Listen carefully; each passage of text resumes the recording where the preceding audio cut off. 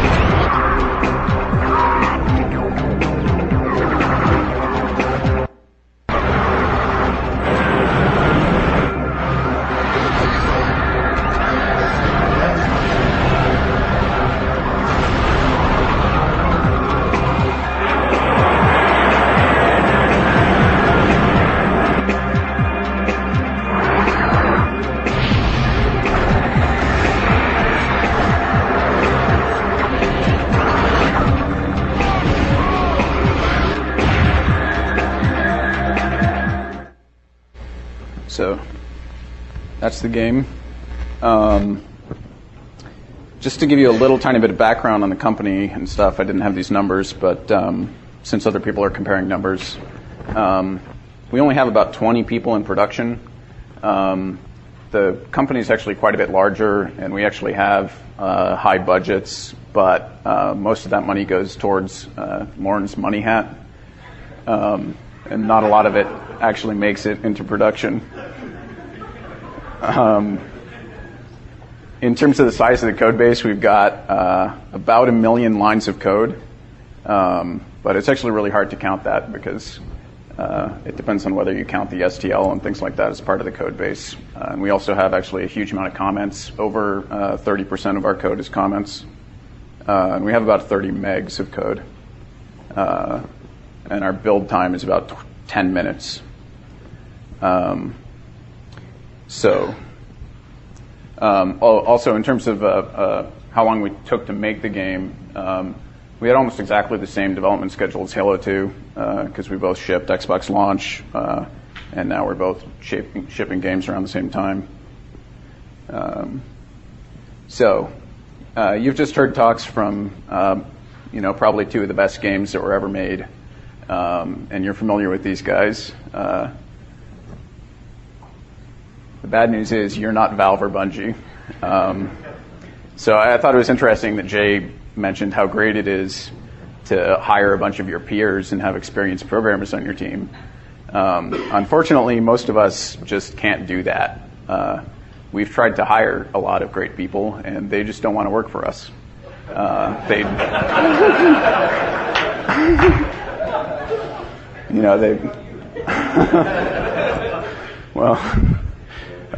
So they'd rather work at Valve or Bungie or somewhere like that. So a lot of the times you can't really make the team that you want. You have a couple of experienced people on the team, and the rest of the people are junior. So you have to kind of try to make the best game you possibly can in that situation. Some of the other things we have to deal with is that we have a lot of chaos coming from design. In our particular game, we didn't have any designers at all for the first year of development. So it was extremely undirected. And then the whole idea of the design is frequently changing, and we have to be able to respond to that and adjust extremely rapidly. We have to make demos and deliver milestones with little notice. For a large part of our development, we were changing publishers, so we were making demos to shop around to different publishers. And we were also on Microsoft's shit list for quite a while, so we were doing weekly milestones to Microsoft, which, if you have a messy development process at all, weekly milestones can completely destroy your productivity. So it's extremely important that you have a clean process to be able to deliver a weekly milestone without interrupting, continued production on getting the game done. So kind of the other thing is that, our content team and our junior coders don't do what they're told to do. we can write all the rules in the world and tell them, this is the way things should be done, and they just don't do it. And we have to live with that, and the game still has to run, and they still have to be as productive as possible. So this is The Stranger, and the first two games were great, but hopefully this will be the best game you ever see about a gorilla camel bounty hunter guy. So what I'm going to try to tell you about is the Oddworld method, which is kind of what we do in code development to try to make the company better.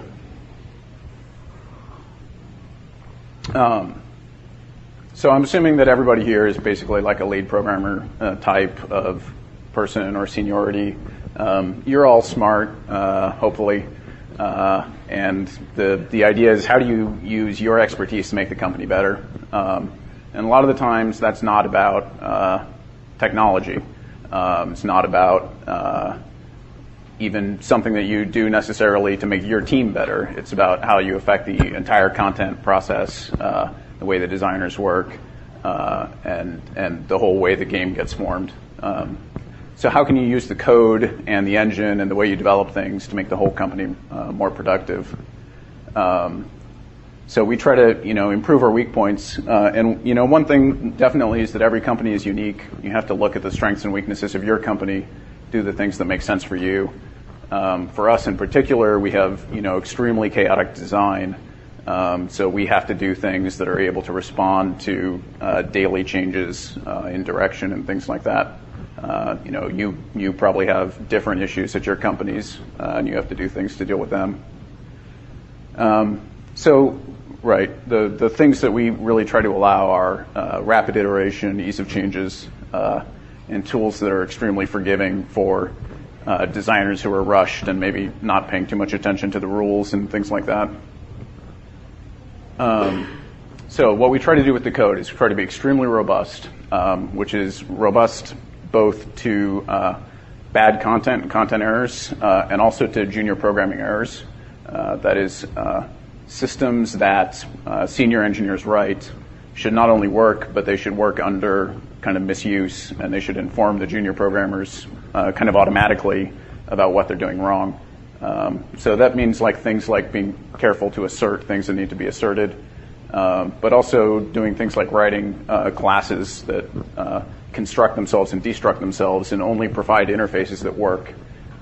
So, in a lot of code bases, you'll see functions commented like, don't call this unless you call this thing first. As much as possible, we try to not even provide those kind of interfaces. If you have to do things in order, maybe the first one creates a temporary class which has to be fed into the second one or something like that, so that it's impossible to use it wrong. So another kind of guiding thing is that little things we do to improve productivity can be worth $1 million. Even if you get like a 5% productivity improvement out of a small thing, on a $20 million game, that's worth $1 million. So spending time on these things is really important and very valuable. So one of the things we try to do is never bring other people down.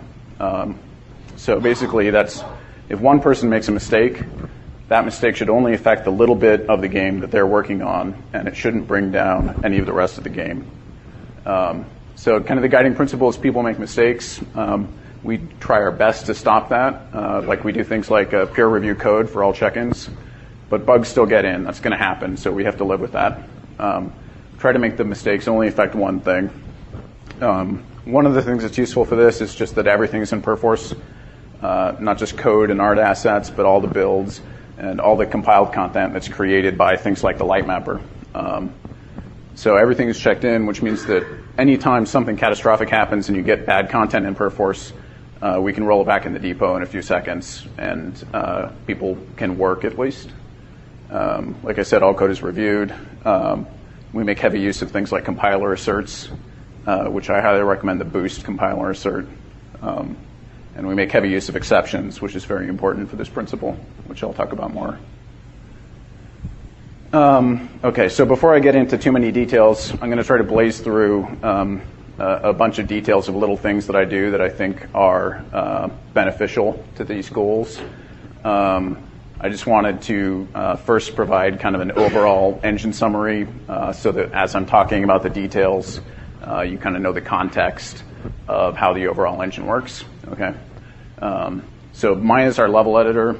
Everything is exported from Maya, including the tag data and the geometry. All the geometry is triangle soup. There's geometry and character instances, and then the background level geometry. The tag data reference to like pref files and instanced objects and things like that. The tag data and the geometry can be exported separately, so you can iterate just on the tags, which is much quicker than iterating on the geometry. In terms of the engine, we have zones and portals. Portals connect zones, and this is all defined by the artists. One of our kind of general goals is that easy tasks we make automatic, that code does. Anything that requires smarts, we let humans do, because human smarts is cheap compared to code smarts. So the artists define the zones and portals. We don't try to figure that out automatically. For visibility, we clip frustums through the portals, and we also use ScissorX. The zones for visibility also define the paging units. We group resources within the zones to make large paging bundles for quick loading in and out. We also use those zones to know which objects should be ticking. Only the current visible set of zones and adjacent zones can be ticking. So the collision is done as we have spatial indexes on each of the zones. Collision rays check the portals, and then spatial indexes on the zones, which go to KD trees, which go to triangle soup. And actually, our primary collision query is line swap spheres against triangles. All of the dynamic objects in the game are actually spheres.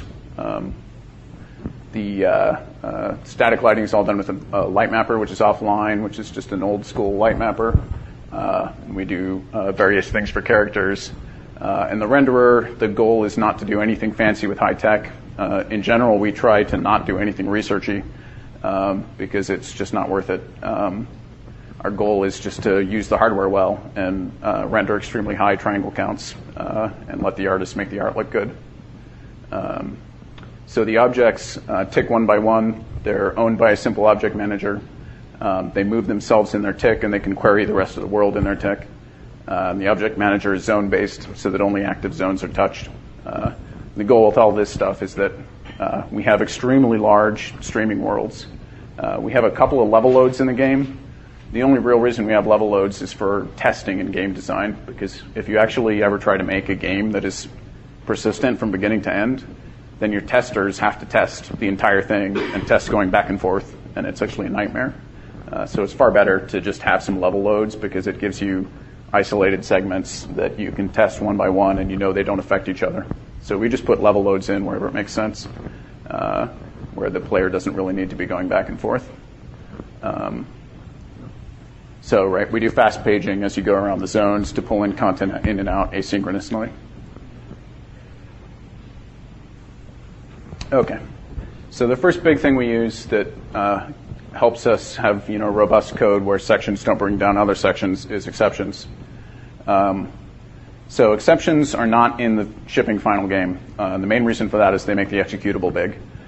They don't actually have any significant CPU cost overhead, but we're so tight in memory we can't afford the CPU size or the executable size. Exceptions are not used in our paradigm for normal errors, such as file not found or bad content or things like that. Those just return error the way most of you probably do, and log errors about it to inform the artists. The big thing that we use exceptions for are fatal errors. Anywhere that a typical game would crash, we throw instead. So if you're down somewhere deep in the code and you hit something that you cannot possibly continue from, you might throw. The main thing we get is access violations and floating point exceptions. Rather than just crash our game because of a hardware error, it generates an exception and we catch it. So a nice thing about exceptions is that their default action is far better than return values. With return values, if you return an error, the default action at the call site is just to ignore it.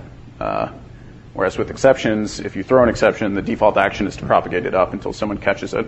What that means is people who are writing lazy code With exceptions, they're automatically doing the right thing. With return values, they have to write a bunch of code to do the right thing. So like the classic example is with malloc. If our allocator ever runs out of memory, it throws, which means that rather than having 10,000 places in the code where people have to check for nulls, they're automatically doing the right thing because it's throwing. So we just catch in a couple of places where we think that it is kind of an atomic spot to catch that makes sense. One is around each object creation. So wrapping each object creation, we have a try catch. So if something catastrophic goes wrong inside object creation, we simply catch and fail to add the object to the manager. So that object simply doesn't get made. Same thing with the object tick and the object render. So if something catastrophic happens in the object tick, it simply stops ticking, or rather it'll keep trying to tick, but each time it gets into where it throws, it's caught. So the object basically freezes. Same thing, if something is throwing in the object render, it simply disappears. So the result is if somebody checks in something horribly broken, either in code or content, it just affects that object. That object disappears from the sim or freezes from the sim. You can get problems if other things go over and try to interact with that object. But at least it's spatially localized and things like that.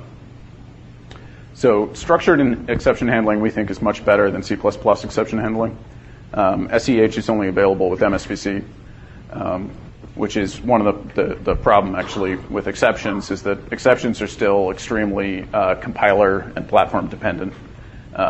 So if you're trying to be cross-platform, there's a lot of little details between the different environments about the way exceptions are implemented. So that's kind of annoying.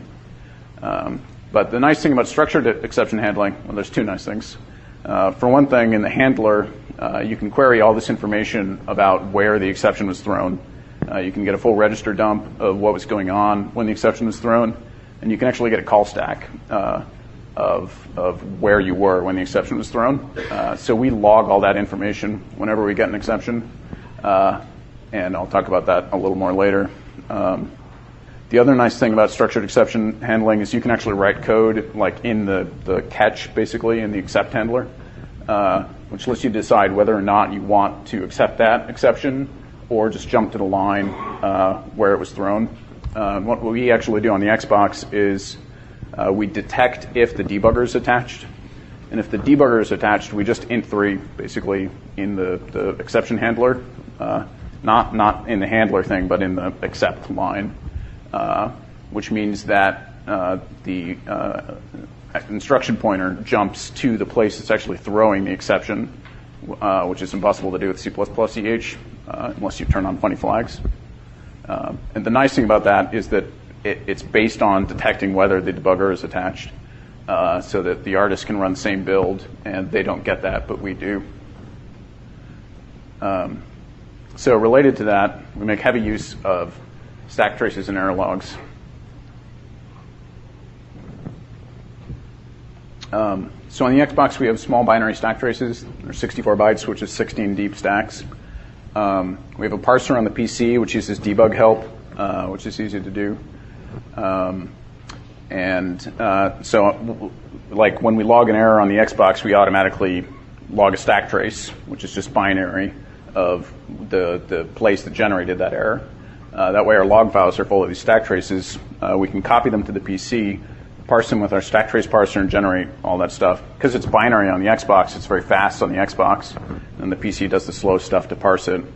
And like I said with our exceptions, the exception also generates a call stack, and then we parse that. The stack trace parser can then use a mailer, which is just a free mailer we got, which can mail these parse logs to the programmers. And we format the stack trace lines with file in line so that you can just double click them in VC and jump to the lines.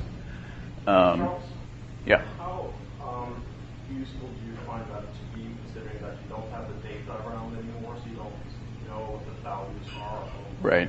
registers and what goes contained in that array and stuff like that? Right. We find it to be incredibly useful. I mean, probably 99% of our bugs are fixed from this within a couple of seconds. If artists have problems, they hit this button on their machine, which grabs the logs, parses it, and mails it to us. It shows up in our mailbox. We can double-click on the line, 99% of the time, if it's like an access violation, you'll see a pointer access right there, and you can figure it out.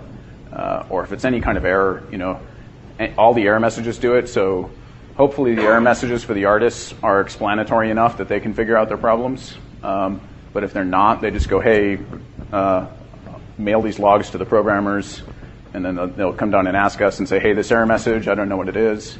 And then I can double-click, go to the line, and I can see the code context and help them out in a couple of seconds. You're right that if you really do have very tricky bugs, you do need the data, and then you would want your artist to grab a mini dump or something. But that has been extremely rare for us. We almost never have complicated bugs. They're usually just, hey, somebody has a pointer that they didn't check for null, and they're dereffing it. So you catch that instantly. Right. So yeah, we use our stack trace parser all over the place. In general, we have tons of tools that work on text files and output text files because nobody on the team knows how to write GUI tools. So our tools are Maya, so we didn't have to write that, and then everything else is like command line, text to text. So we have a very simple builder that we think is good. This is just a POP3 mail client that we got for free on the internet. So please don't send mail to build@oddworld.com. Because I'm not sure if it's externally secure or not. So basically what it does is there's this mail account, build@oddworld, and so that machine just sits there and checks the mail, and anything that's in the subject line, it runs it as a local command. Right. So the most common use is if we want to fire off a build, we just send it mail that says, the builder batch file, and it runs it. And the builder batch file actually does a perforce sync and invokes incredibuild and then checks it in again. But we can also do tons of other things with this. Anything we want to run on some other machine, we can send a command to it. So we do our automatic lip sync process, and we make a DVD each morning. And then we fire off the automated stuff just using the Windows scheduler. So this is all just like super simple free tools that are extremely useful. So related to that, we have this NetSlave thing because we used to use this builder to light map levels, and as we got into the project, the levels got too big and it was taking too long, and we wanted to be able to light map the entire game overnight, and we couldn't do it on one machine. So we decided we needed this distributed farm, but we didn't want to write multi-threaded code or distributed code because that's extremely difficult stuff. If you don't already have multi-threaded tools, I highly recommend not writing multi-threaded tools because it's extremely to make bugs, and they're very hard to debug. And if your engine is not multi-threaded, it's a nightmare. So we wanted a distributed farm, and we wanted to not write actual distributed stuff. So what we did was a simple thing where we have this NetSlave app, and it controls a farm of machines. And we actually just have 10 machines at Oddworld. And all NetSlave is a queue of commands.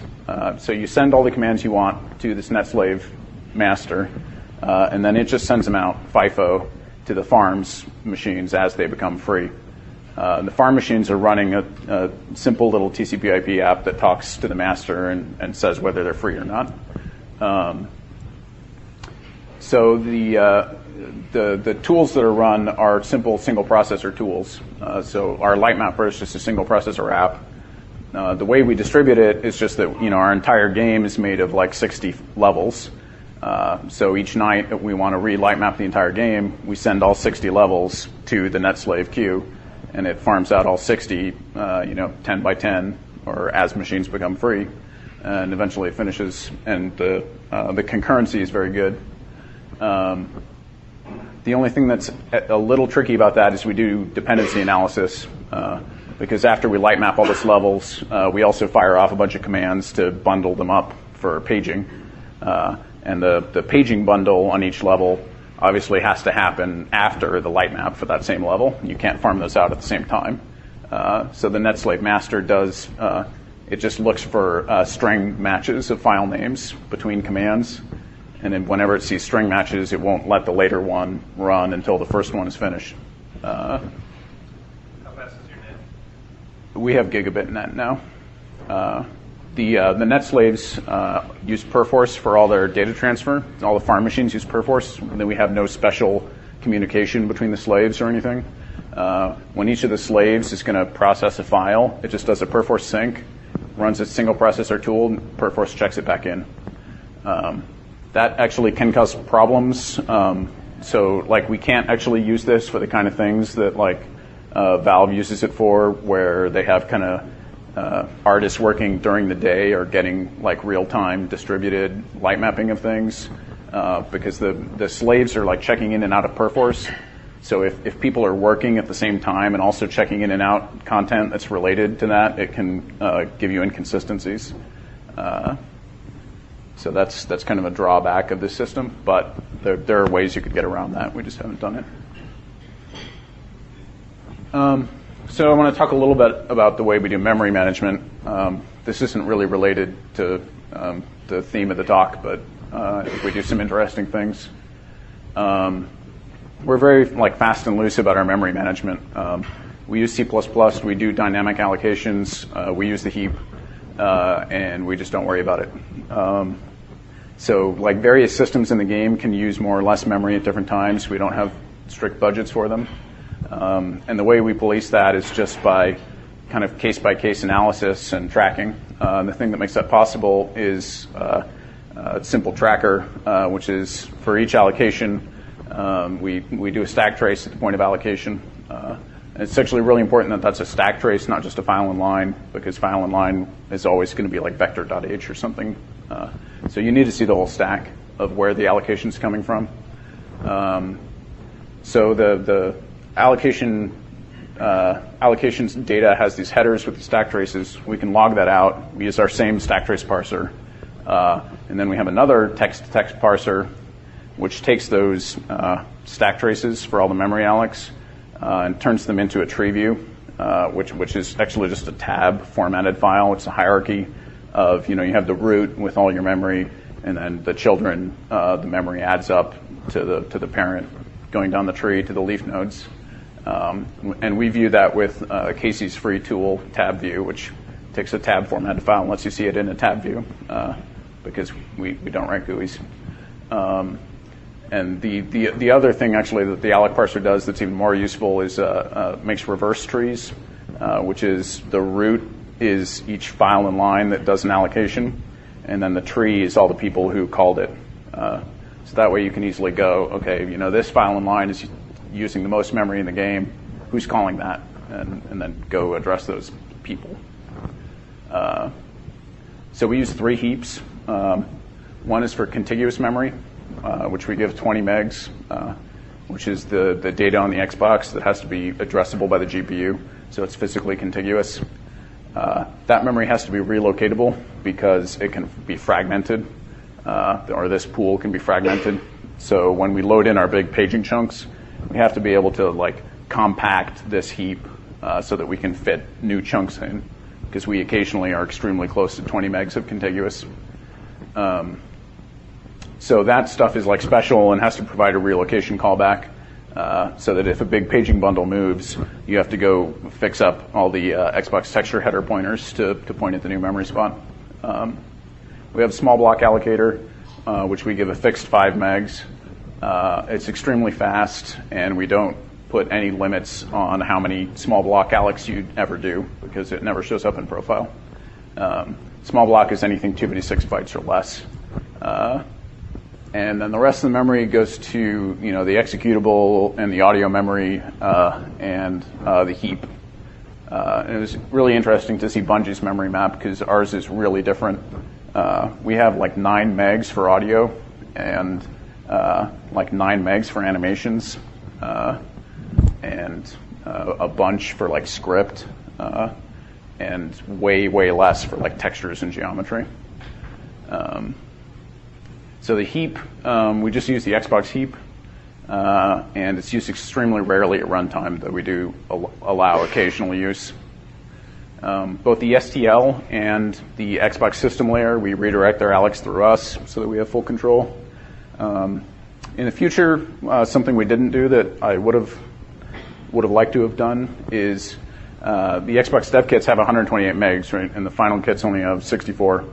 I would have liked to have just allocated that 64 as a separate debug heap, because the way we had things, we have this like optional debug info in all our classes, so that in final shipping mode, that debug info is gone and the classes are really tight. But what that means is if you're trying to look at like serious memory issue problems, you can't have that debug info. So like an example of that is all of our strings are turned into 32-byte hashes, which is just a CRC of the string. So in the final shipping game, all the strings are gone. We just have hashes. So that's very important for memory use. We have about 10 megs of strings that are dropped from that. But obviously, it makes it extremely hard to debug issues when you no longer have the strings and you can't see what the name of anything is. So ideally, I would have had this separate debug heap. I could put all the debug info in the debug heap, and the actual like game that lives in the primary 64 megs would be identical to the final shipping game. We had a lot of issues with kind of like the development builds not being identical to the shipping builds. I'd much rather have the development builds be identical to the shipping builds and then have this debug stuff on the side. Yep. So we make heavy use of the SDL, but we try to be careful about it. We believe the SDL saves a lot of dev time, and I won't go into that because people either believe it or they don't. We think the STL port is the best implementation of STL. If nothing else, it's extremely configurable. You can do things like turn off IO streams, turn off exceptions, turn off threading, all of which speed up your compile time and reduce the amount of code bloat that STL provides. We use the vector container extremely heavily, and we use almost no other containers. You have to have permission from me to use other containers. So we think containers are important, and we make extremely heavy use of them. They're extremely flexible, and they make development easy. Our NPC has something like 10 vectors in it of various things that it's tracking. We have an array template which looks exactly like vector in terms of APIs, but it's an array in the sense that the size is fixed at compile time, and it does no allocations. We try to avoid using C-style arrays at all. There's no reason to use them because the array template has zero overhead, except that it does bounds checking and stuff in debug, which is much better than what C++ does by default. Some more little things about vector. So using vector on a console that's tight in memory, you have certain issues because vector by default only grows. And it grows by doubling, so it can do very bad things to you. So the ways we control that are like this. So for one thing, we actually have our own vector implementation. We don't use theirs. And the reason for that is just because we wanted to have these different vector storage types. And we do that by having vector storage backing classes. And we actually template our vector on the storage class. So our vector class itself is actually an adapter template for these backing classes. So in our own version of vector, and you could easily have these as side functions, we have extra members. We have release and tighten and a tighten if necessary kind of thing. So what release does is actually gets rid of the memory, kills the vector. Like if you clear a vector, it just is resizing it to 0. It's not actually getting rid of the memory. Similarly, tighten reduces the capacity to the size. So when you're fiddling with a vector, once you're done, you tighten it. We also modify the vector growth scheme on the Xbox. On the PC, we just let it double, which is nice for fast pushback of a lot of things. On the Xbox, that's kind of crazy, because if you have a vector that's 64K and you push back one item, it's going to double. And we don't need that because we're very rarely making big vectors on the Xbox, or never making big vectors on the Xbox. So we limit the growth scheme at 4K. So it doubles up to 4K, and then it only grows by 4K bytes. Another thing we do is we have this vec sorted thing. Vec sorted is another adapter template which adapts some type of vector. And what it does is add the sorted policy, which means that all the elements within the vector are sorted by some key, which is also a template argument. So vex sorted acts like a map because you can do log n lookups because it's sorted with binary search. So it's a vector, so it's tight in memory. It's only exactly as big as the amount of data that you have, but it provides log n lookup. So it's extremely fast and tight way. And it's actually sometimes faster than traditional tree maps because with memory bound systems, with a vex sorted map like this, you're actually like touching the data that you're going to need as you go rather than touching some other tree data. Yeah. Why didn't you just use like the push heap stuff from the algorithms, SDL stuff? Because a heap is not not binary searchable. It's, Right. They're more of well, we do use their algorithms. This is just a container that wraps it. I mean, we use lower bound to do the search, to do the binary search. We don't write our own binary search.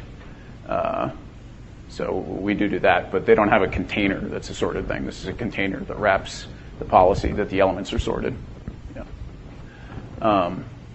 So the storage classes that we have for vector, because we have an adapter, we can use different storage mechanisms. The normal vector is like a heap storage vector, and we have these other ones. There's a vector S, which is a static capacity vector, which means at compile time you have a template argument of what the capacity is that can never change, which means that it actually does zero allocations because the memory is inside the vector. We have a vector T, which is a tight vector, which means that the capacity is always equal to the size, which not only is nice because it is always tight, but it also saves you 4 bytes in your vector itself because you don't store a size and a capacity. You only store one of them. Increment by 1. Yeah, every time you push back, it reallocs. And every time you pop back, it reallocs.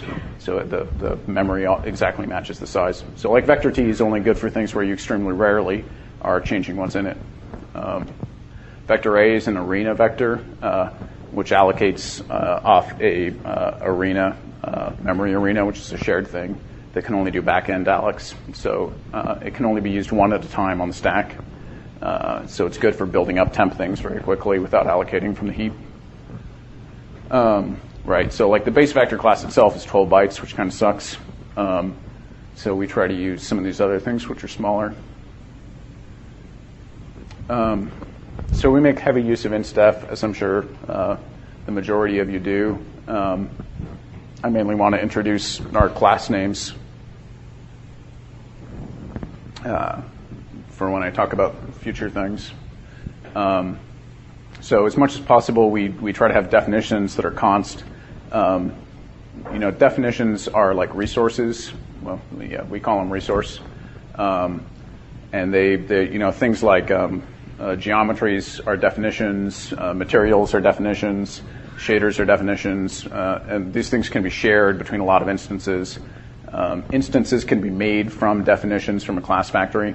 So you say, I have this definition of material, give me an instance of it. And the class factory gives you instances. The instances are separate classes from the definition.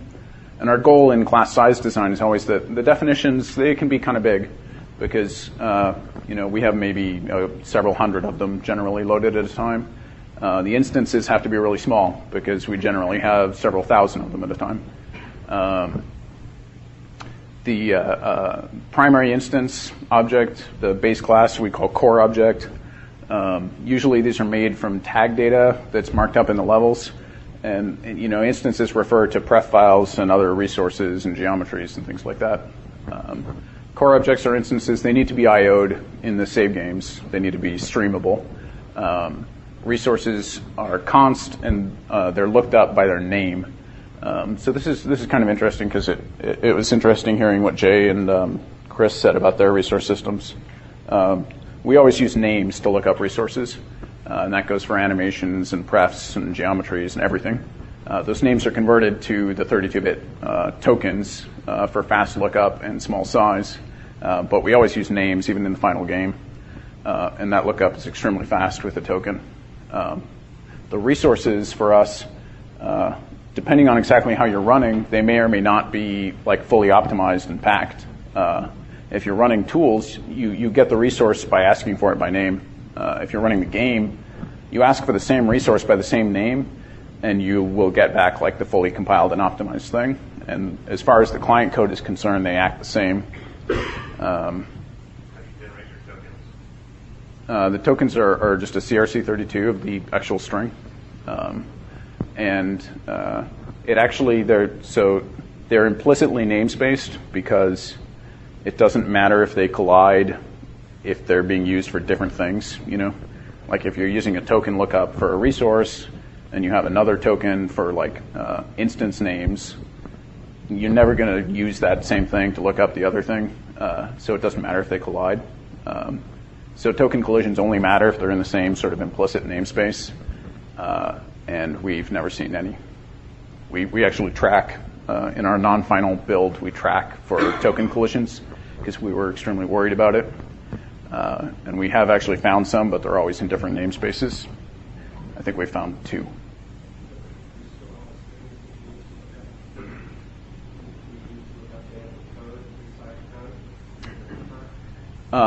Not in final builds.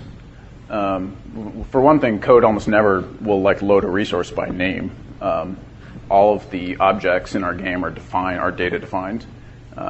So there's no like loading resources by name in code, with the exception of like maybe the first loading screen or something like that.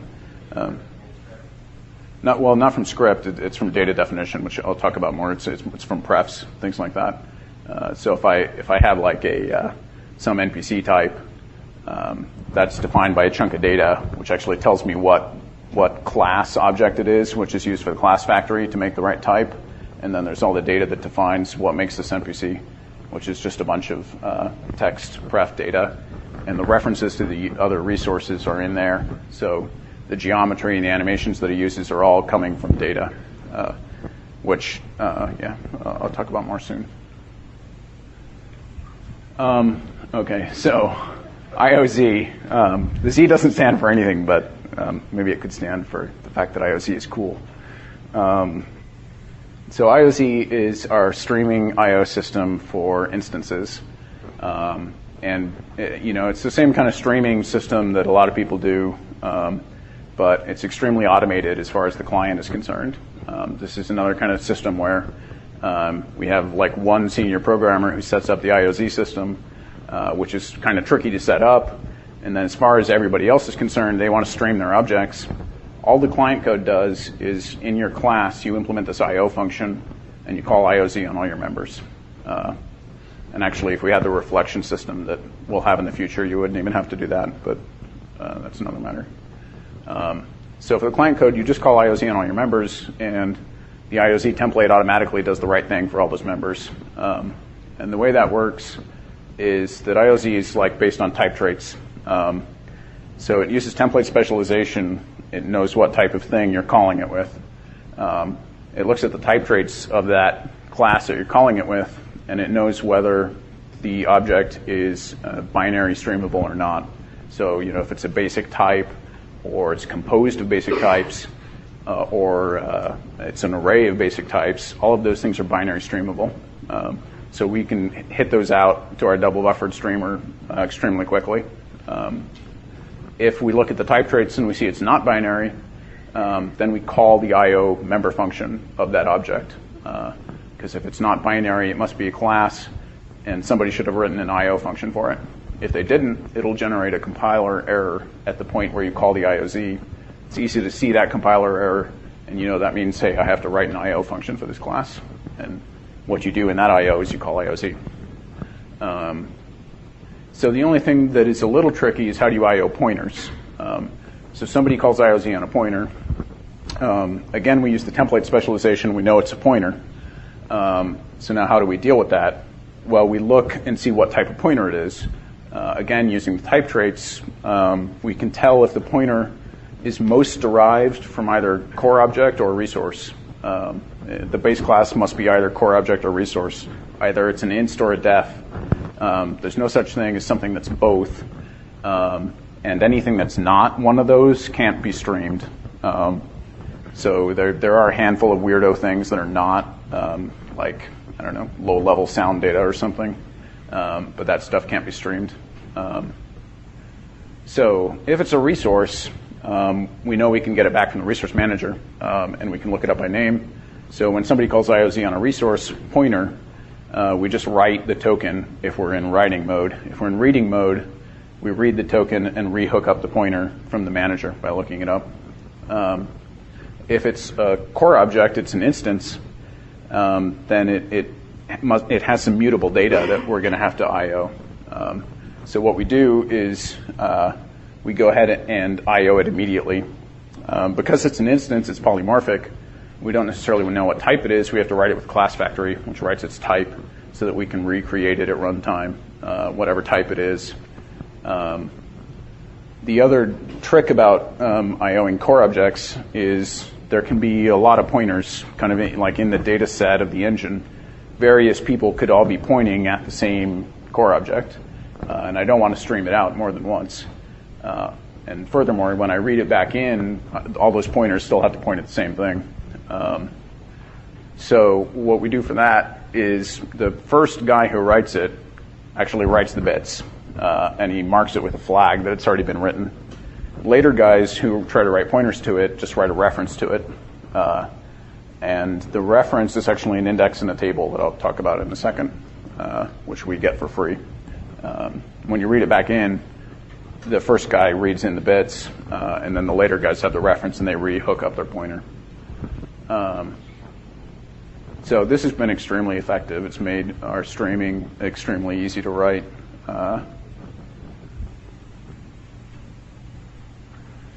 So this is kind of the next thing. We use smart pointers heavily. They're kind of forced upon us. We think they're good, but we would have to use them even if we didn't.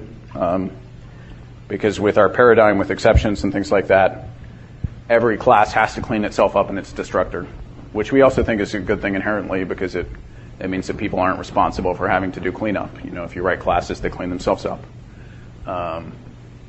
So, you know, everything cleans itself up. Pointers should too. If I just have C-style pointers, they can easily be leaked. It's the responsibility of some junior guy to free it, and hey, you know, in my universe, he's not going to do it 50% of the time. Other types of garbage collection would also be fine if you prefer something else. I think smart pointers are by far the simplest form of garbage collection, and they also are the least scary in terms of potential performance problems that are unanticipated. So related to smart pointers are, well, I mean, in case you don't know what smart pointers are, it's just a pointer which is an owning reference to an object. And all the multiple smart pointers tick up a ref count, and the object goes away when all the owning refs go away. A weak pointer is a non-owning reference. This is like every game has weak pointers of one kind or another. You know, if it's a GUID or an object name or whatever, it's some kind of a reference to an object which is not an owning reference. So weak pointers for us is a thing that points to the smart pointered object, and it goes to null automatically if the smart pointer goes away. So whenever like peer level objects are pointing at each other, they have to use weak pointers because they don't own each other. So the weak pointer for us, it's extremely important that it's small. We were able to get it in 4 bytes, which there's some tricks to that I don't have time to fully go into. But the weak pointer basically is a 2-byte index into a table, which means we can only have 64K ref counted objects in the game at a time. And it also has a 2-byte unique ID, which is unique like in that table index. And there's some tricky stuff there. So I think that's about as small as you can get a weak pointer. And we have something like 200K pointers in the game. So it's extremely important that they be small. So some more stuff on smart pointers. You can't have loops of smart pointers. Obviously, that's a ref bug because that set will never go away, which we catch automatically. I'll talk about. You have to use something. You have to have like a tree structure of ownership. I think it's good for your engine structure to have a tree structure anyway of, you know, there's certain higher level, you know, one kind of level of things controls this level, controls this level. It just makes kind of life easier if things at a lower level can't destroy objects at a higher level. You don't have to worry about your object that's like on the call stack being destroyed from something down below it or something like that. So I think that it's good to pass naked pointers to function calls. This is kind of a minor point, and people could rightly disagree. It avoids exposing the interface of the object. If you actually pass smart pointers, you have to forward decal, or you can't forward decal your class if you pass smart pointers, because the compiler has to see the fact that it is a ref counted object. So by passing naked pointers, you can still do forward decals, which saves you a lot of header mess. Also, passing naked pointers avoids construction of a lot of temporaries for type conversion, because if you just have like derived classes and stuff that you're passing, the smart pointers for the different types are actually different classes, so it has to create temporaries to convert. So if you're ever going to have naked pointers, you can't do a boost style smart pointer, which is something, the boost smart pointer does not derive from a ref counted base. It can wrap anything. If you use naked pointers ever, you have to have a ref counted base so that you can convert from naked back to smart. So if you do pass naked pointers, there is a potential for bugs that you have to be a little bit careful about, because the person, if somebody's holding a naked pointer on the stack and then they actually kill the ref that's holding that object, it can actually go away while you still have a pointer on the stack. That's pretty rare, and we also do object destruction deferred, as probably most people do these days, that you can't just delete game objects in the middle of the tick. They're deleted in a flush list at the end of the tick. So the way we find ref leaks, with smart pointers and various types of garbage collection, you can have ref leaks, which is that somebody is incorrectly holding a ref when they shouldn't be, which is preventing the object from destroying itself. And this can cause, it's basically a form of memory leak. So the way we find this is we have using our stack trace again, we have a debug mode where the ref counted object can record the stack of every piece of code that has taken a ref to it. So it remembers everybody who took a ref. Now, if you get to a point, like if you do a level shutdown or something, you know that all your game object refs should be gone. So in your game object manager, if he releases all his objects and all of their refs didn't go away, you know that somebody is incorrectly holding it. So you can tell the ref counted object to log all of the references to it, and it logs stack traces. And then we parse them as usual, and we double click the line, and you see who took the reference, and usually it's some bonehead who's assigning an object into a global or something like that, which causes a horrible leak. So then you fix that.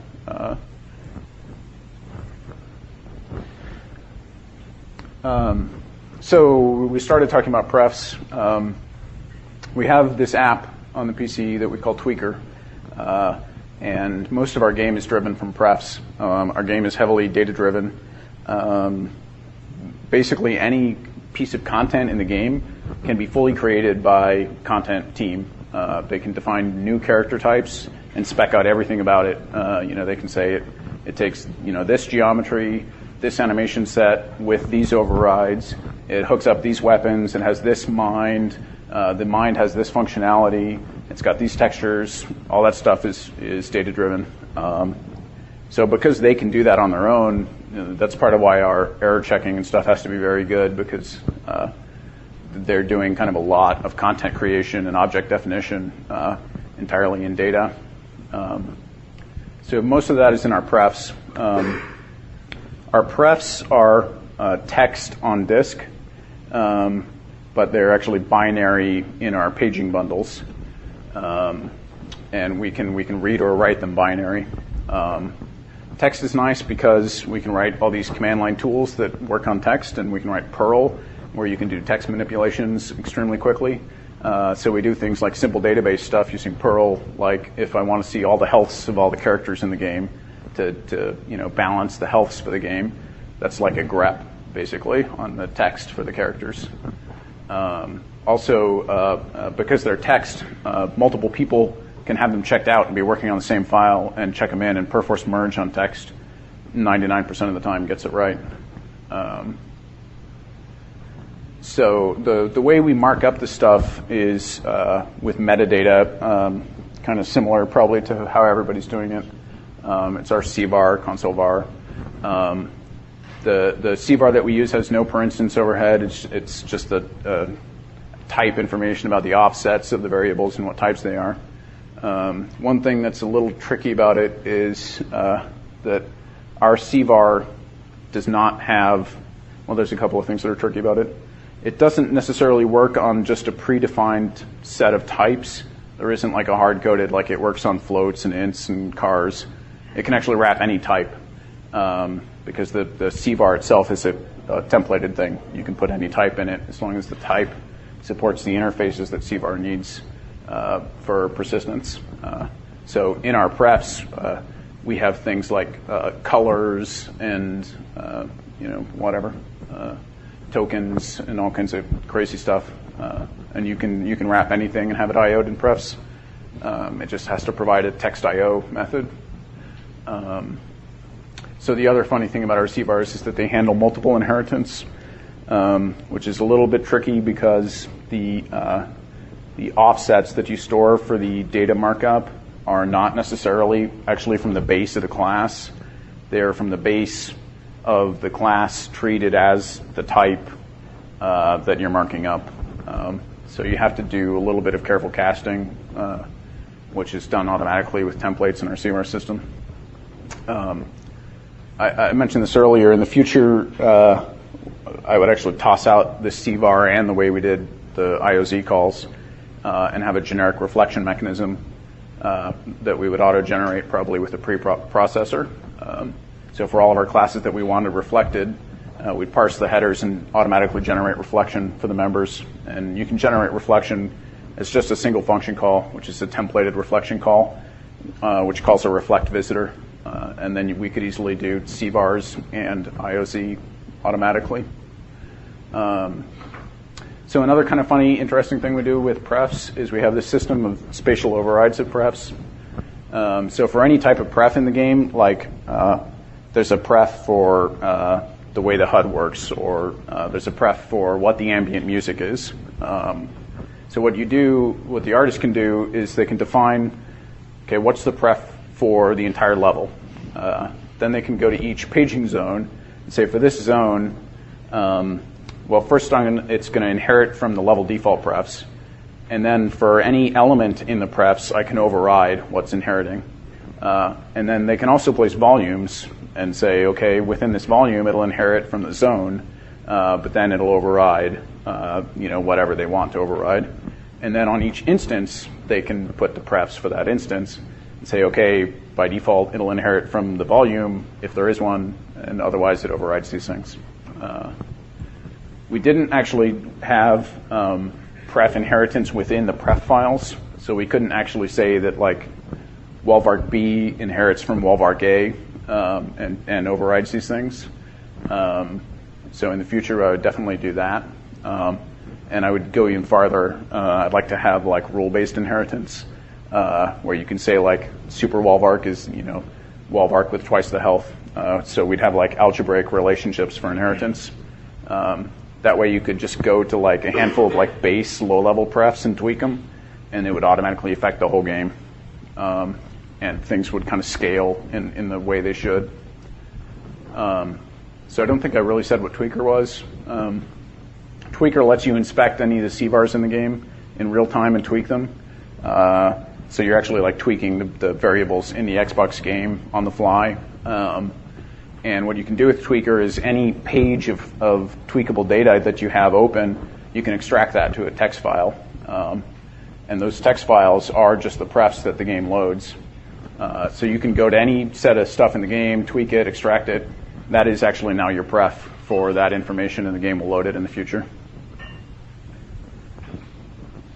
Okay, so the resource bundler. This is how we compile our data up for paging. And maybe I'll just talk a tiny bit about the way we do the resources in the paging. On Win32, we load the resources one by one by their file name. On the Xbox in the final game, all the resources are in these paging bundles. and the game has actually like side information about what paging bundles are needed in what areas. Our paging is not on demand, it's anticipatory. So the game has this side data that already knows what paging bundles are needed where, and it brings them in, it tries to bring them in advance. And if it gets behind, they may come in a tiny bit after they're actually needed.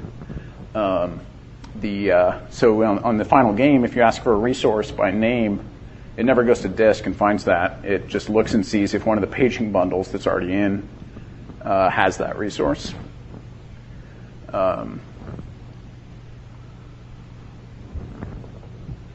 And we also have an override mode that I'll tell you about in a minute. So the Win32 level load is really slow going to disk for all these resources. We load a lot of resources, and it's something like 5 to 10 minutes just to load a level in Win32. The exact same level loads on the Xbox in like 3 seconds. And really the only difference is that on the Xbox we're loading these big paging units. In Win32 we're going and touching like 1 million files. So the resource bundler is what makes these paging units. What it is it's basically just the game running on Win32.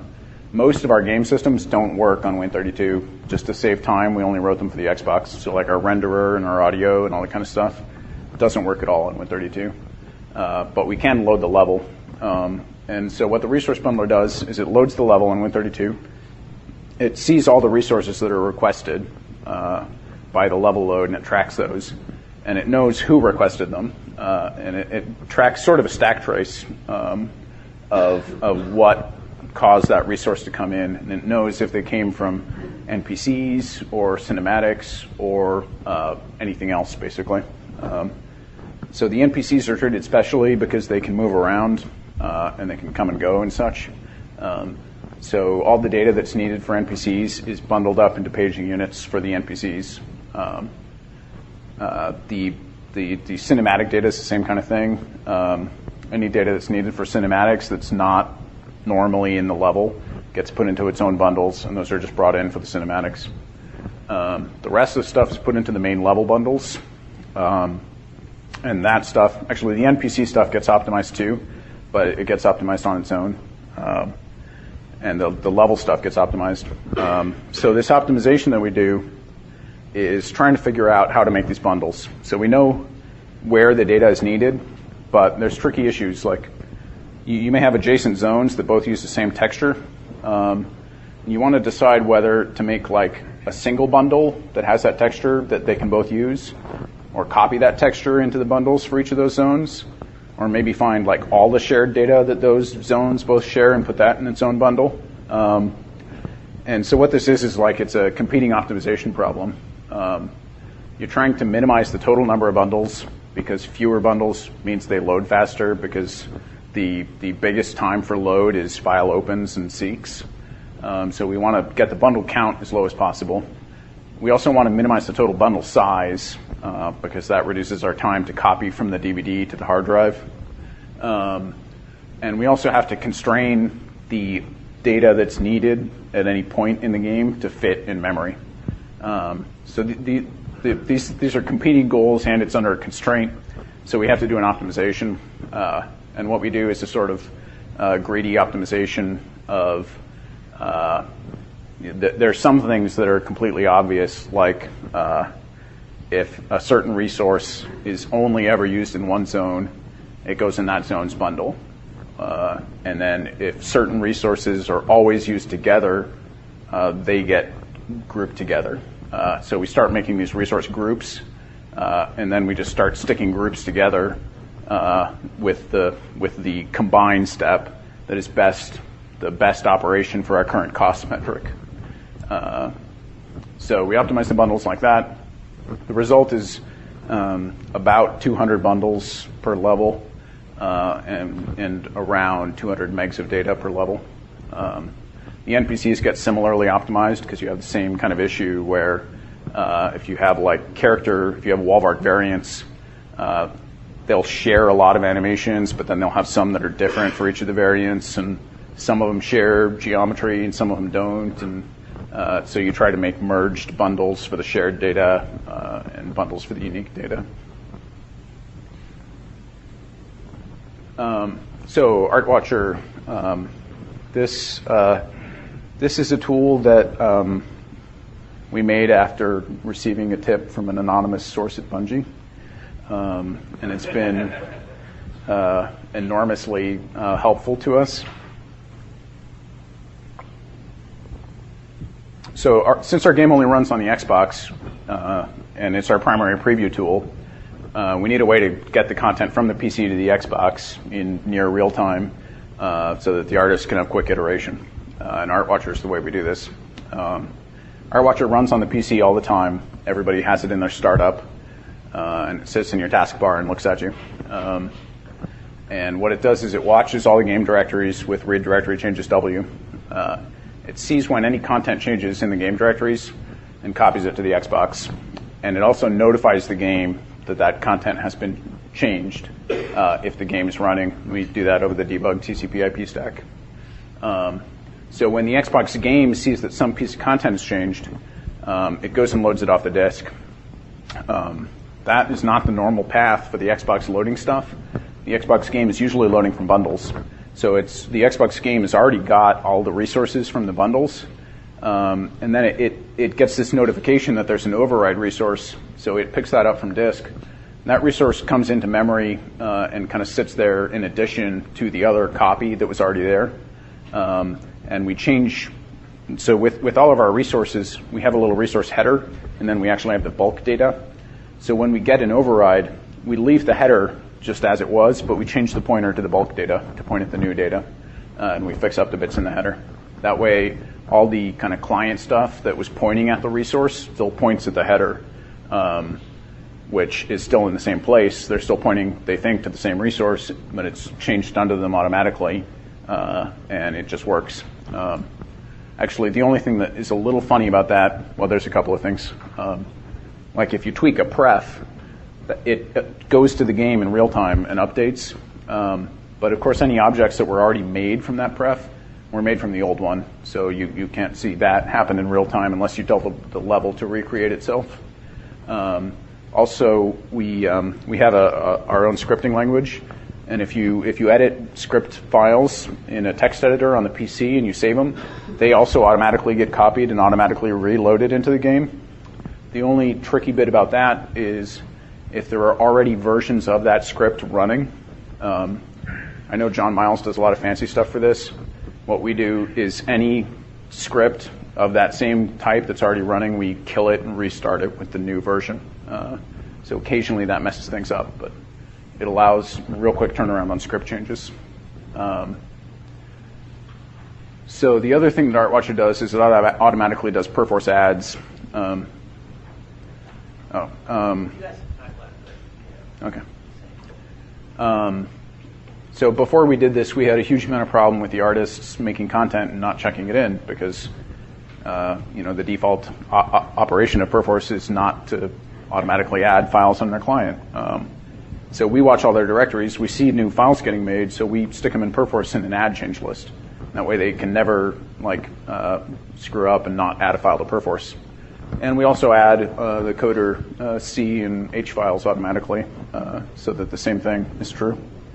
How do you do the noise level where artists and people just save mistakes and errors, and you're constantly adding their errors and mistakes in Perforce and they have to get undone? Well, we actually find that the artists rarely make files that aren't, they will iterate a lot, but they usually make a texture name that they're trying to make, and then they iterate on that, and it's the right name.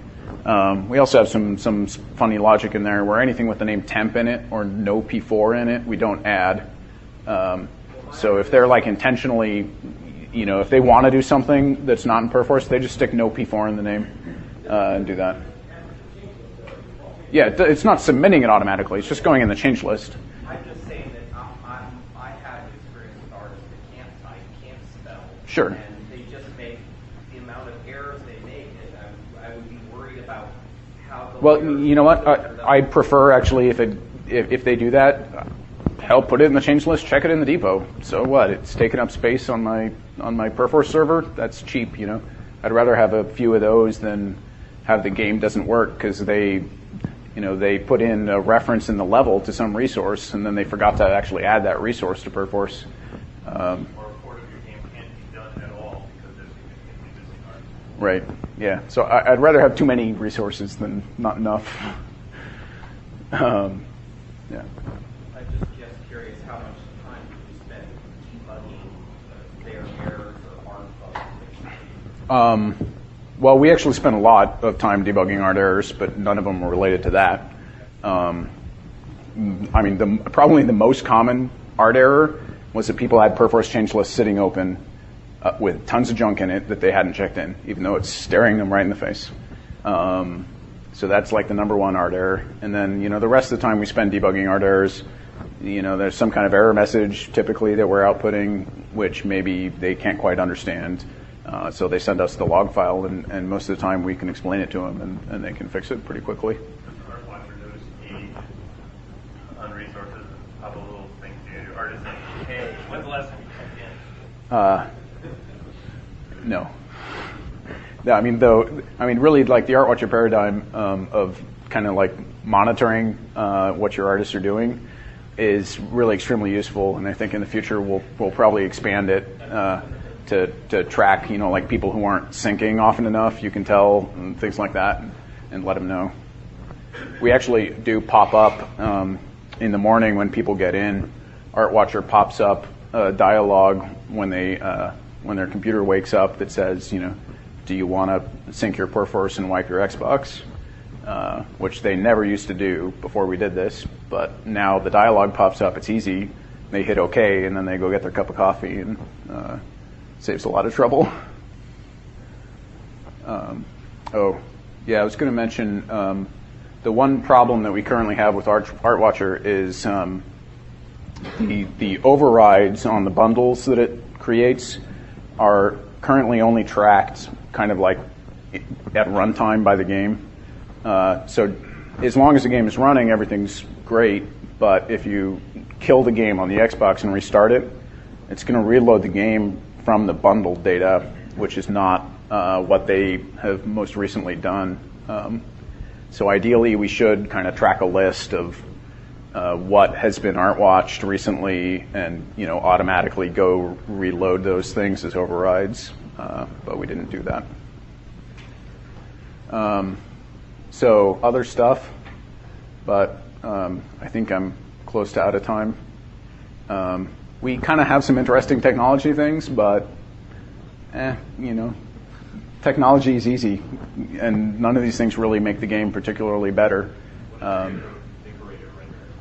So you may have noticed, or you will see eventually, we render tons of decorators in the game. I think we have even more than Far Cry or any of those things. Probably about half of our rendering time at any time is for decorators. So that's like ferns and grasses and things like that. And we render them in large chunks, which we generate semi-dynamically. So we build actually little vertex buffers of like 32 or 64 decorators together in one VB, and then we send down matrix sets so that we can render tons of decorators very quickly.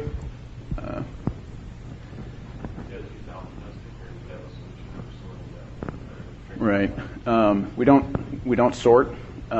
We use a mix of alpha testing and alpha blending. The artist can mark up some decorators as alpha test, and that's the cheapest. Other stuff that's alpha blend, if they want stuff to alpha blend, like our basic grass alpha blends, and what we do is the 2-pass technique, where it's written alpha test with Z writes and alpha blend without Z writes. No, the alpha test is like inside the alpha blend.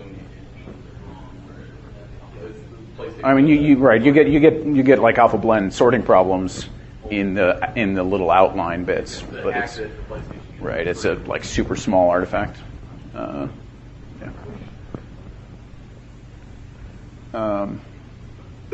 So, in conclusion,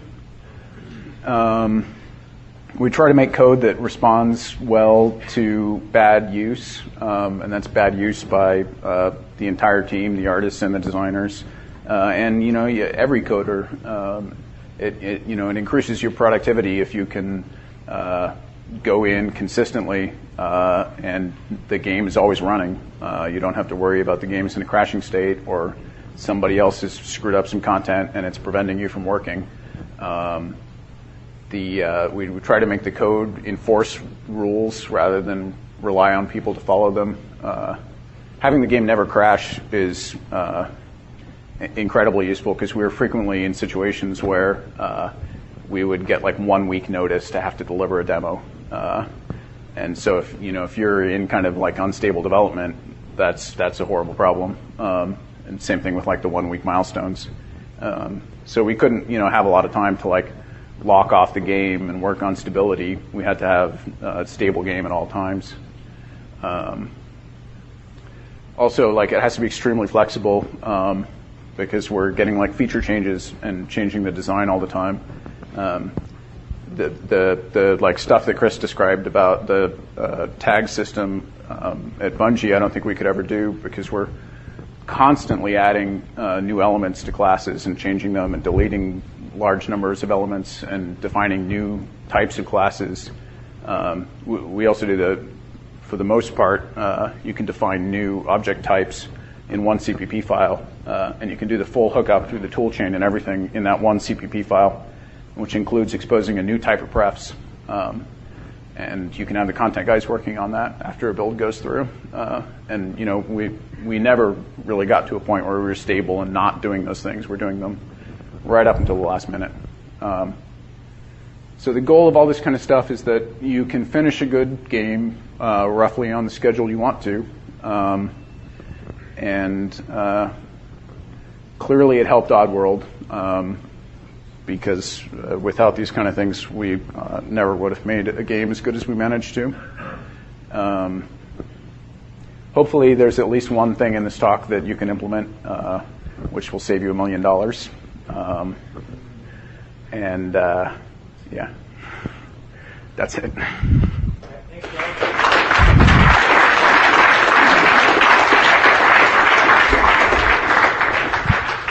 We have time for, it's not on, is it? It is. We have time for about 10 minutes of questions before the next break. Just a quick question. I'm not sure if you covered this exactly, but what was the team breakout, like in terms of engineers? Right. So we had about 7 programmers, including me, and that went plus or minus 1 during development. I think we had 6 designers and 6 artists and 1 producer. Did you get too many outsourcing artists? No. Define Okay, so that's complicated. I mean, one of the like difficult things we had to deal with is when we started, we thought we were making an 18-month game, and after about a year of work, we had no designers at the company, and it's pretty clear it wasn't going to be an 18-month game. So then it was a 24-month game, and et cetera. But when we actually had ship dates that we actually wanted to meet, that were at all realistic, we hit them.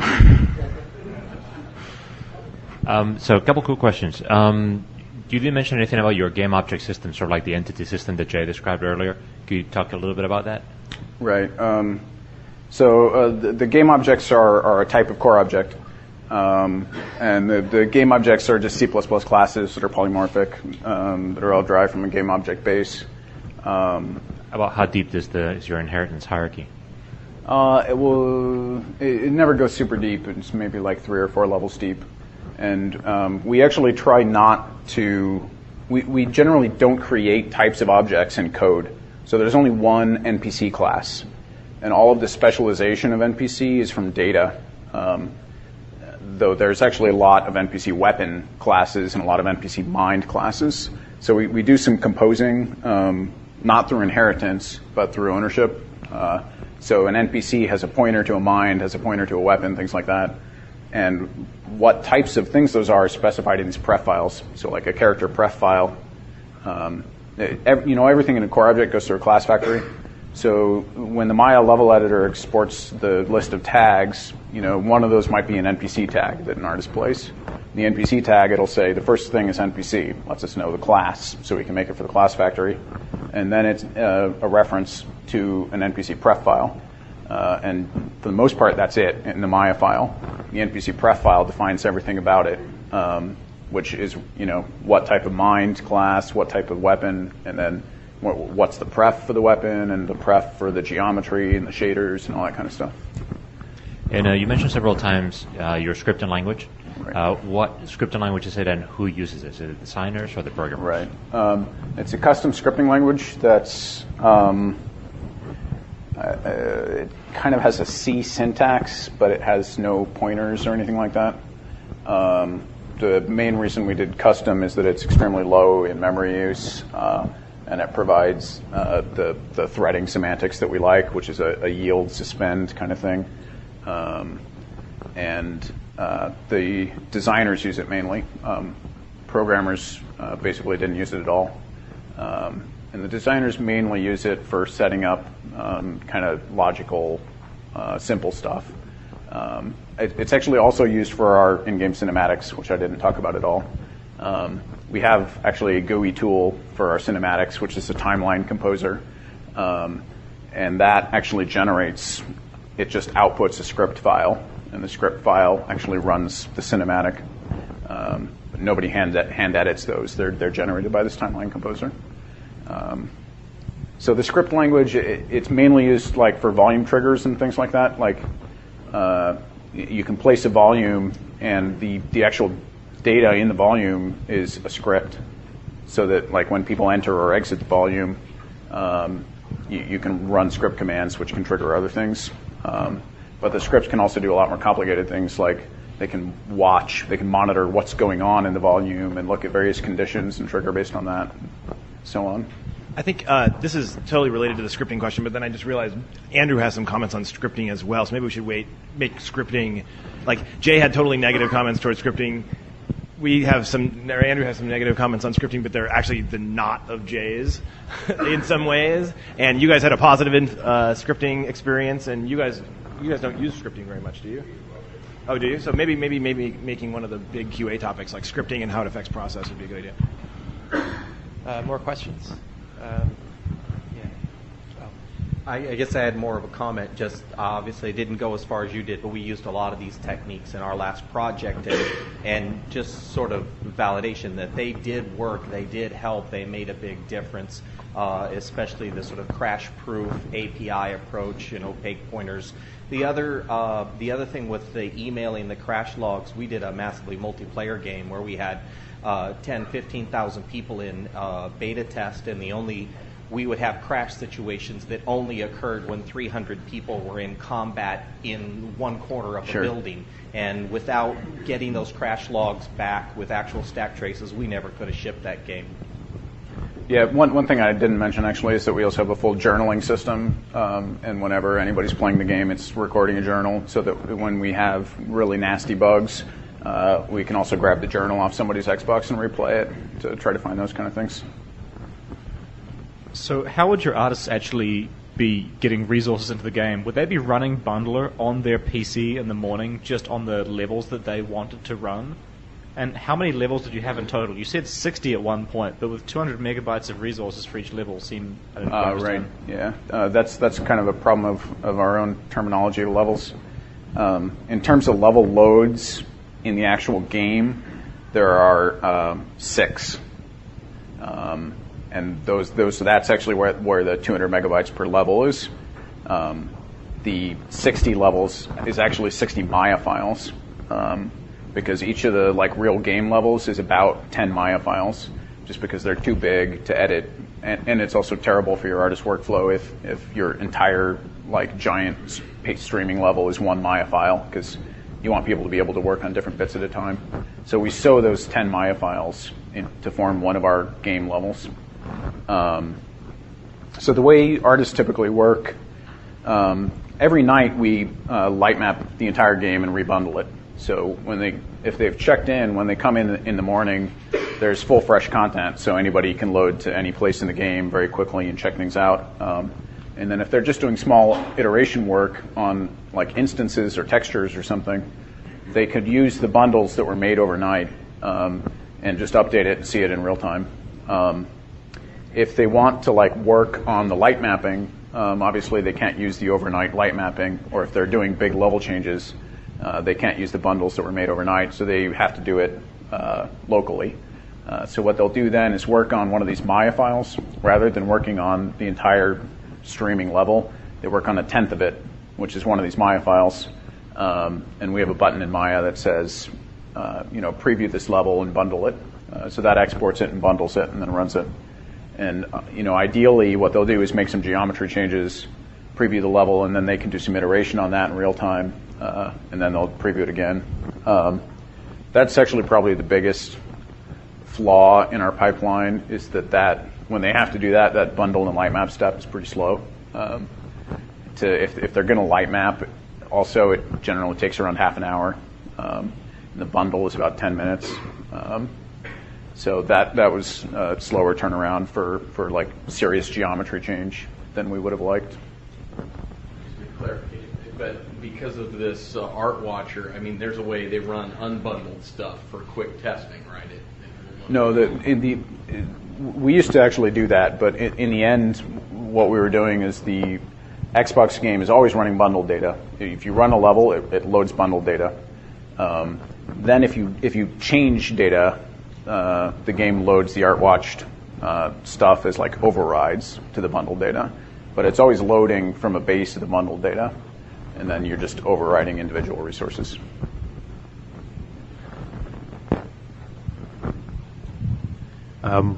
With Maya as your level editor, I have two questions. One is, how do you define Mel, the scripting language, Maya scripting language, in terms of giving you enough capability? And the second question is, what were the risks of people trying to do something that you really just shouldn't be doing in your levels? Right. Mel was actually really good. It was very useful for us. We actually do all our Maya GUI in Mel, and we try to do as little as possible in there. For the most part, all of our tags are, if you want to place an instance somewhere, you just refer to a pref, which defines everything about it. The only thing you're really doing in Maya is placing it and then referring to a pref. So as much as possible, we put the data outside of Maya in just these text files that are, just opening one of our levels in Maya takes like 10 minutes. So we try to put as much out of Maya as possible so we can edit things outside of Maya. And the other great thing about Mel is your artists can write tools for you, because a lot of them know Mel. So they actually wrote a bunch of GUI tools in Maya for themselves to, like our decorator placement. They actually wrote a tool that uses a Maya spray paint tool to place instances of decorators with Spray Painter in Maya. So all the grasses and stuff in the game is placed that way.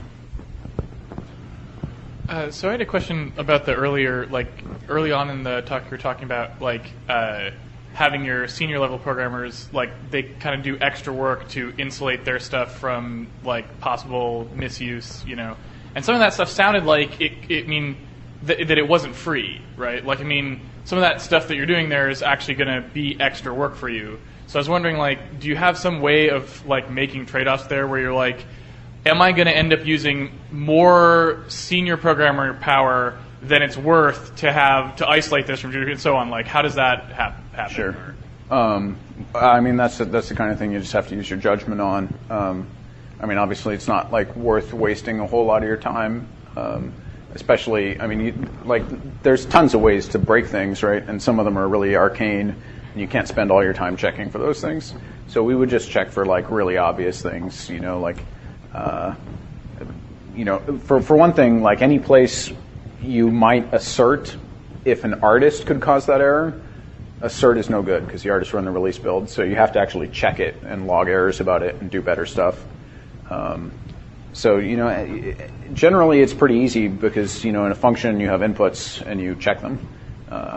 And that kind of stuff doesn't take a lot of time.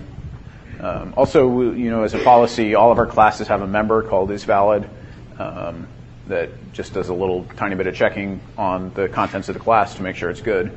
And whenever you are working with any class, before you change it, you check isValid, and after you change it, you check isValid. So the class can enforce policies on itself. If the class has some kind of internal structure, these things have to match. it can enforce those policies with its is valid, which catch a lot of things. So I have one about Maya being your level editor again. How's performance and what level of preview do you get, and how big are your level files? I guess that's 3. Right. Well, if you actually load up the level, like I said, it takes around 10 minutes. And then if you actually have everything in the level showing, Maya's running at like a frame every 10 seconds. So it's real bad. So what they do is they hide various layers of things. If the artists are working, they'll hide everything the designers do. And if the designers are working, they'll hide like all the decorators and instance crap and stuff like that. Once you kind of hide it down to just the layers you care about, the performance is pretty good. Actually, you can generally run 10 to 20 frames per second or something.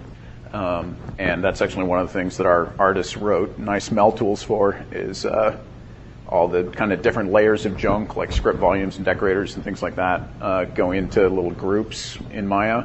And then they have a little toolbar on the side where they can just click on those groups to hide and show them. Do they also have a media slider? They didn't, but Maya basically does that, and they're good at that. A related question, like you were saying, you have total boatloads of decorators everywhere. Yeah. Like Maya obviously isn't going to have a specialty renderer for that, right? So even if you're just editing decorators, is it painful because it's drawing all of them? Like I assume it's in a decorator layer. Well, if you're editing decorators, you're probably just working on one little portion, and you're only showing stuff in that portion. So it's reasonably fast. But I mean, the Maya, we have no renderer on Win32. So the Maya preview window doesn't look very much like what the game looks like. And we have various complicated shaders. Like our primary shader is a 3-texture combiner, which is blending between 3 textures. And we can't see that in Maya because we didn't write any fancy Viz plugins or anything. So the artists kind of work in Maya and then preview to the Xbox. So they really have to see their work on the Xbox. That was really not ideal, but it was just a decision to save time, not have to write a Win32 renderer. We switched to Maya binary files instead of Maya ASCII at one point, which is a huge thing you have to do. And the Maya files are, I think, in the 5 to 10 meg range. Yeah. Is the save time taking the load time, or is it much quicker to save and preview than use the load? The saving is much quicker for a Maya file, but of course you don't actually have to save the Maya file to preview, which saves you time. What's that process like? To preview? It runs our exporter that exports. And another thing about the preview is we separately export geometry versus tag data. And the tag data export's pretty quick. Geometry takes a little longer. And of course, if you export geometry, well, you don't have to light map it. You can run it unlight mapped, but exporting geometry, you would have to bundle, and it affects more things.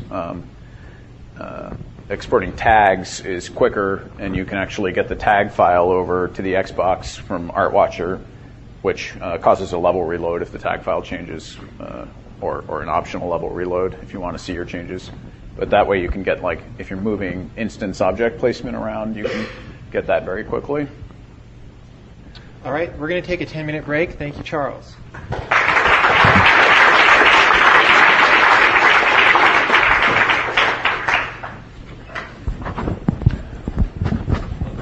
You did a good job not being able to see yourself.